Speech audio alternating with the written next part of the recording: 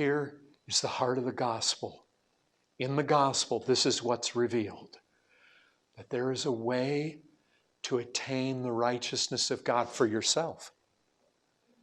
Not by the law. Oh, that is good news. Because we can't get there by the law. You see that? The law of God. The law. You know what that is? That's God saying, thou shalt not.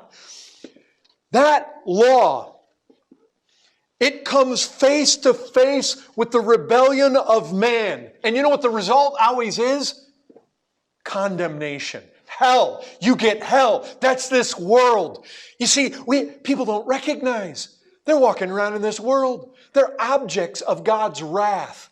They are under the wrath of God. Why? Because they've broken His law.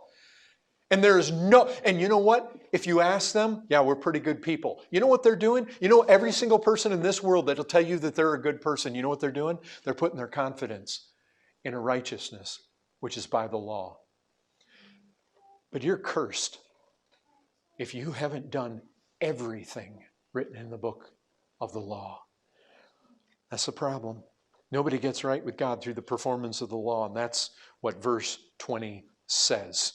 On that basis, no one can be justified. What's that? Justified. That means it's one or the other. It's justification or condemnation. You know what this is? This is legal terminology. You stand in God's courtroom. You're justified if you're found not guilty. If you are found guilty of any crime, you're condemned. You come face to face with the law, and you know what the law says to all mankind? Condemned. You're undone. This is not the way to God. You better find another way. So, this major turning point. This is called the righteousness of God because it's the righteousness that He demands. It's His standard. This is God's divine requirement of righteousness for us. If you have any hope of standing before God on Judgment Day and God saying, well done, or God saying you're just, or God saying you're righteous, or God saying come in, come into the kingdom prepared for you. If you want to be accepted by God, you will only be accepted one way on one condition, and that is that you yourself have this righteousness of God to your account. If you don't have it, you're undone. You will die the death of that eternal fire forever. And there's no exception. There's only one way to God, and it's not through the law. That is the beauty and the truth of what is being set forth right here. You have to recognize what this is saying.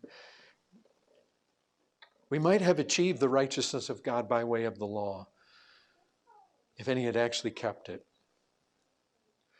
But you see what it says. Every mouth may be stopped, verse 19. See what the problem is? When you ever heard somebody? I've heard this. Oh, when I get there on Judgment Day, I'm going to say to God,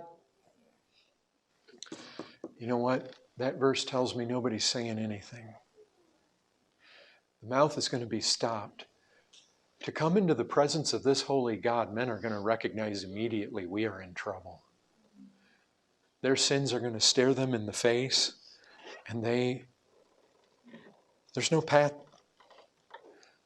There's now, what you find right here is there is a path to righteousness apart from the law. It's possible. This is the thing.